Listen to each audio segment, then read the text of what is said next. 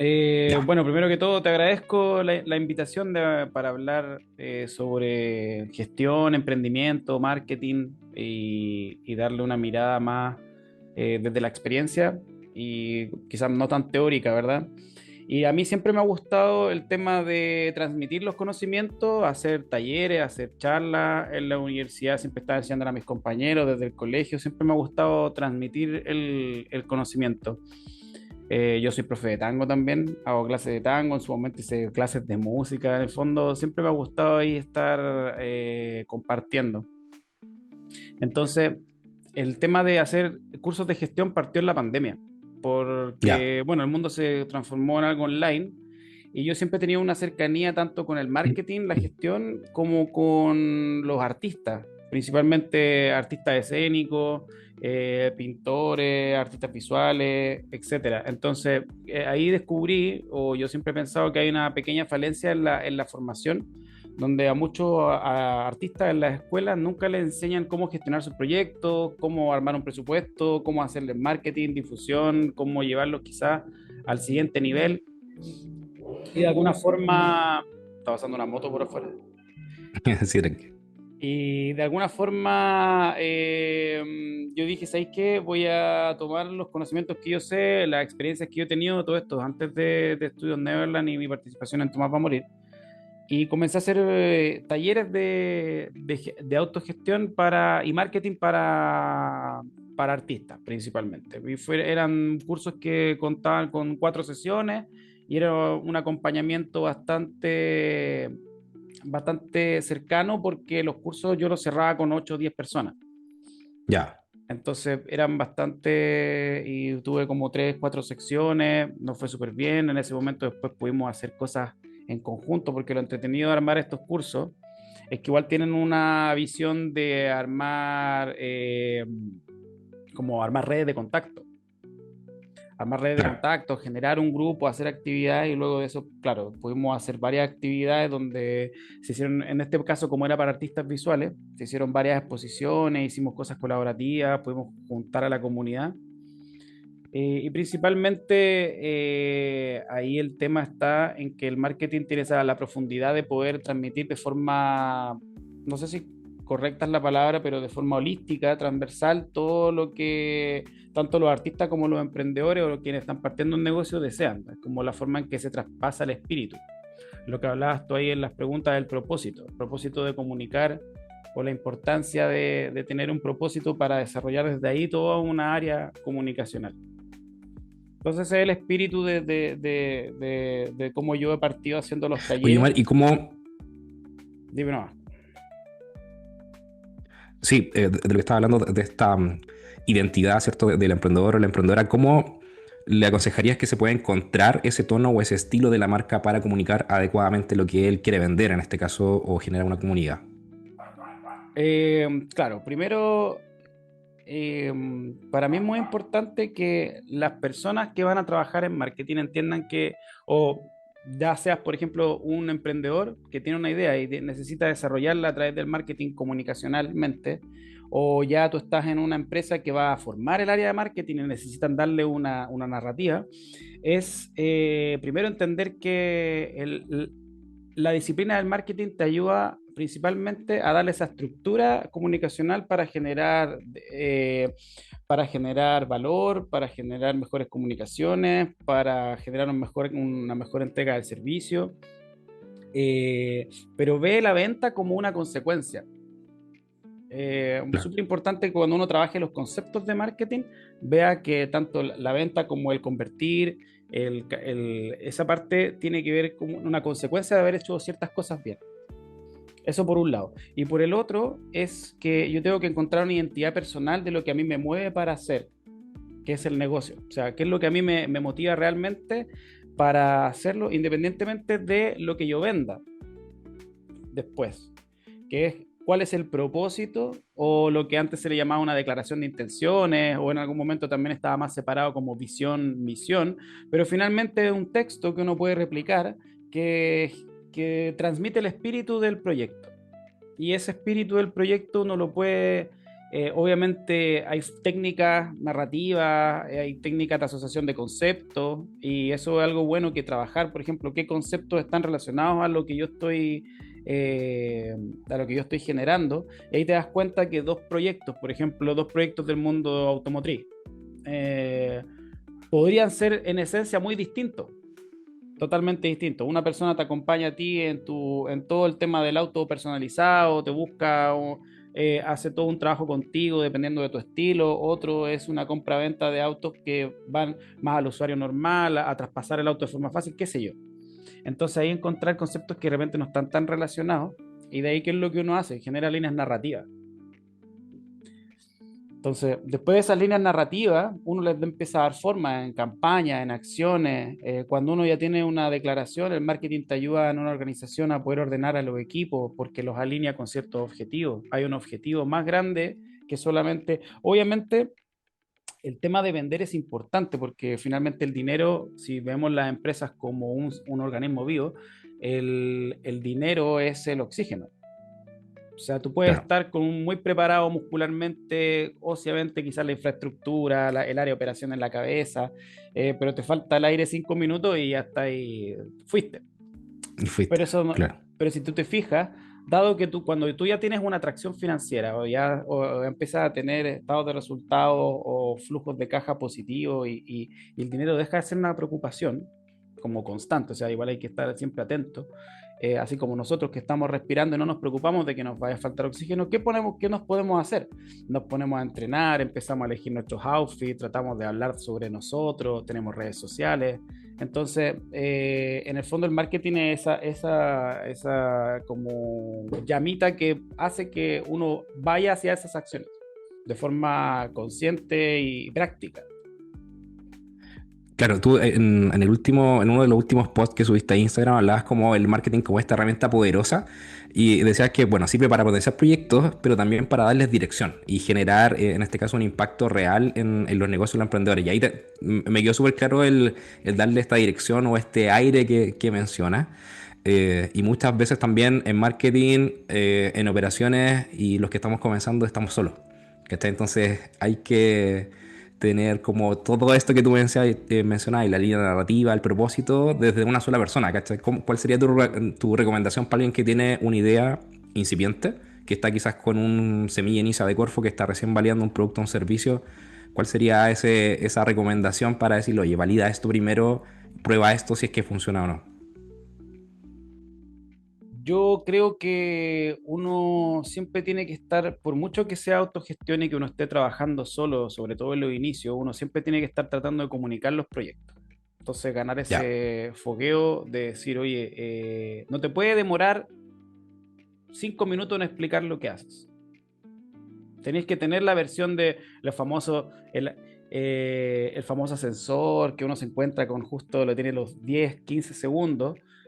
claro. Después tení otro formato, pero qué es lo que te quería decir? Que uno tiene que tener a flor de piel lo que va a hacer. Entonces, eso no es fácil, no es llegar y decirlo, porque a veces tú estás en un emprendimiento, estás pensando en muchas otras cosas y te preguntan qué hace. Y por ejemplo, imagínate cuando yo estoy en una startup tecnológica, me gané un capital semilla, qué sé yo, y yo te empiezo a describir, es como un Uber, pero empiezo a ocupar ejemplo de Claro, otra cosa, es como un Uber, pero un corner shop que... Entonces uno tiene que meterse ahí y decir, ¿sabéis que yo voy a competir de igual a igual con los conceptos?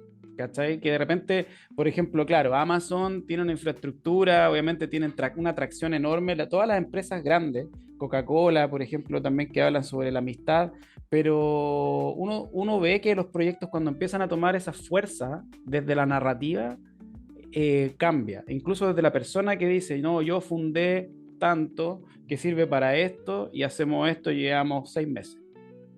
claro. Y tú al tiro decís, qué, qué bien, o sea, empezáis y después uno puede empezar a ver que hay detrás de eso, obviamente hay un montón de desarrollo de marketing, después viene el tema del marketing mix, pensar en el producto, pensar en el precio, en la promoción, no sé, en dónde estoy, siempre estar con el ojo de investigar porque No hay nada peor, yo creo, para los emprendedores que quedarse solos y pensando en que uno está solo y que no hay nada más, independientemente de que uno trabaje solo. La gente, tus amigos afuera, los clientes te pueden decir tantas cosas sobre tu negocio, ya sea productos, servicios, artistas, las cosas que a ti te dicen, por ejemplo, el podcast, los comentarios siempre van a valer oro, porque Claro, después esos comentarios uno los puede traducir en líneas narrativas y ver, por ejemplo, si yo tengo un espíritu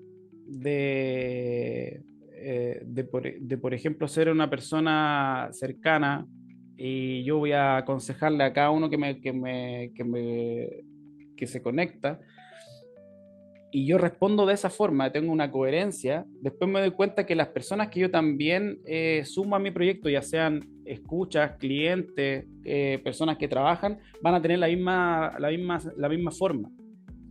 Entonces, los clientes son fuentes de información súper importantes, las personas que te escuchan, tus amigos, los colegas, no tener miedo de compartir buenas prácticas con los demás, con los que hagan cosas parecidas.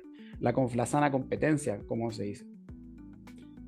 Son varios. Y lo otro es que, es súper importante, que hay que entender que todas las inteligencias artificiales hay que ocuparlas también con cuidado. O sea, hay que también hacer hartas iteraciones, sobre todo cuando uno va a generar el temas tan fundamentales y estructurales como el propósito de tu empresa. Porque eso tiene que salir muy de la guata. Que ChatGPT y que las narrativas, o sea, que las IA te ayuden a darle forma quizás, pero que no te den ellos el fondo. Eso es sumamente importante. claro, que es tu esencia lo que se logra transmitir y que sale como humano, entre comillas, que se logre percibir eso. Oye, Omar, y cuando hablamos de crear esta comunidad, me acuerdo que también en los inicios de Tomás va a morir también se discutía mucho si es que había que generar o no comunidad. ¿Cuál fue tu mayor experiencia o aprendizaje en Estudios Neverland respecto de construir una comunidad? Yo cuando ingreso al proyecto Estudios Neverland, yo ingreso en el momento en que estaba en una transición, o se estaba ya viniendo a venir una transición sumamente importante, que es que el podcast, por un lado, ya sobrepasaba la pandemia, o sea, pasó la pandemia.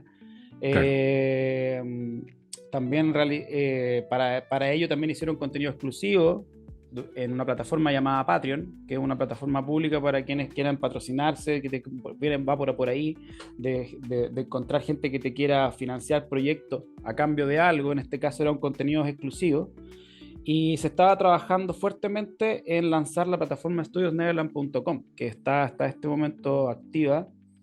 En ese momento no habían redes sociales y como tú bien decías, el podcast siempre dijo, nosotros no queremos administrar una comunidad porque evidentemente también uno se da cuenta que es un trabajo. sí, tal cual. Entonces, yo cuando ingreso a Estudios Neverland entro con la fuerte convicción de que el área de marketing va a ser un área de marketing slash, y le pusimos el slash para que no se malinterpretara o se sobre explicara comunicaciones. Entonces, el primer desafío fue, nosotros vamos a entablar comunicaciones bidireccionales con con todo el amplio espectro de personas que están dispuestas a conversar con nosotros. Entonces, yo las dividí en varios grupos. Primero tenemos nuestra audiencia, luego tenemos los clientes, que son las personas que pagaban, por ejemplo, en el caso del Patreon, o iban a pagar una suscripción. Entonces hay un tema ahí importantísimo porque cuando tú tienes clientes tienes una responsabilidad mayor que cuando tú tienes una audiencia, a pesar de que también es una responsabilidad, pero es una responsabilidad distinta. También íbamos a entablar comunicaciones con terceros, marcas, organizaciones, productoras que quisieran invitarnos. Y por otro lado también está la comunicación interna. ¿Cómo íbamos a hacer instancias que generaran mayor coordinación, mayor entendimiento de objetivos, también traspasar de alguna forma las líneas narrativas de Neverland, que si tú te fijas son súper claras, o sea, tampoco hay que ser como un gurú para darte cuenta que en Estudios Neverland una de las líneas narrativas importantísimas era la amistad. Claro. Entonces, ¿cómo tú haces como después lo lleva a políticas que en cada de estos pilares comunicacionales la amistad esté presente? Entonces nosotros, claro, teníamos un tono relajado en las conversaciones con nuestra audiencia. Hola amigo, ¿cómo estás? Amiguetes, Amiguetes. ¿qué tal? ¿No es Olita, cierto? olita. Entonces hacíamos cosas, claro, de alguna forma tú vas como dándole una línea, ahí, por eso es tan importante ese como propósito y después tú, esa línea narrativa que tú como que traduces la forma en que hablaba el Edo, la vas traduciendo a Claro. cómo responde la red social. Pero después la red social empieza a tener también su carácter. Eh, y así la forma en que solucionábamos los problemas con los clientes, de repente habían problemas que se escapaban un poco más, entonces llamaba yo, oye, dame tu teléfono para llamarte, porque así mejor que hablar por correo. Entonces había una cercanía con el tema de nuestro equipo. Por ejemplo, nosotros obviamente siempre se comía antes de un live, pero tratamos de hacer completos, que son como más colaborativos. Después los cambiamos porque de repente estábamos comiendo mucho completo y queríamos alimentarnos mejor. Entonces uno va surfeando con distintas cosas, pero si te fijas, el marketing te ayuda a darle esa coherencia de que Claro. sea, en el fondo, coherente para que las acciones que tome no sean porque sí. Oye, Mari, ¿y en esta comunicación interna, Buffy estaba mintiendo o no con el tema de los capítulos, la negocia con Spotify? Me acuerdo que hartas veces te dijeron, oye, Omar llegó con más capítulos de los que eran. Fue tan así? Lo que pasa es que no había mucha negociación que hacer, sí, ese en el Ah, fondo. ya está. Tomás ya había firmado todo. No, no, lo que pasa es que los contratos tienen una forma y nosotros teníamos, básicamente no había negociación, sino que te decían la forma en que tenía que ser el siguiente año y punto. Y uno Ya, no ya. acataba o no. O sea, no había mucho que... Sí, obviamente el tema de lo que más negociábamos es fechas de estreno o fechas de cuándo hacer unas ciertas pausas. Y por ejemplo, en esa grabación, me acuerdo que en esa negociación en particular, nosotros teníamos que aumentar la cantidad por contrato de capítulos de 52 a 56 6 o 58. Ya, Entonces al final yo propusimos una pausa por el Mundial de Argentina ya, y se, sí. y se negoció un poco, pero en vez de llevarlo a 56, esos 52 pasaron a 54. Entonces Ya. la talla es que igual se negociaron más. Claro, claro, claro. Pero no, Sí, o no, sí, me sea, acuerdo. yo creo que las negociaciones más importantes que han habido en Estudios Neverland o al momento en que yo estaba desarrollando el departamento de marketing fueron las internas. Porque tú tienes Claro, que pensar que es un proyecto y eso independientemente del proyecto, y aquí me salgo un poco quizás de Neverland y me voy hacia los emprendedores, cuando tú ¿Mm? llevas 2, 3 años con un negocio que te está dando, que tú tienes ya atracción financiera, de que está generando las lucas, entonces el problema empieza a ser otro, es cómo yo desarrollo esto, cómo yo no me acogoto ya tanto quizá, o cómo yo le doy rienda suelta a ciertas unidades de negocio. Hay que tomar decisiones. Hay que tomar decisiones de Claro, foco, de alineamiento, de ir por una senda, y ahí es donde el marketing ayuda. Obviamente uno tiene que relacionarse, o sea, tiene que hacer mucha análisis de data, análisis también cualitativo, de percepción, de tu diagnóstico también, y ahí ir tomando ciertas decisiones que son las que finalmente después se traducen en qué, que aparece un estudio en Neverland.com con una suscripción que se llama Neverpass, que empezó a hacer contenido de forma exclusiva como una plataforma de suscripción.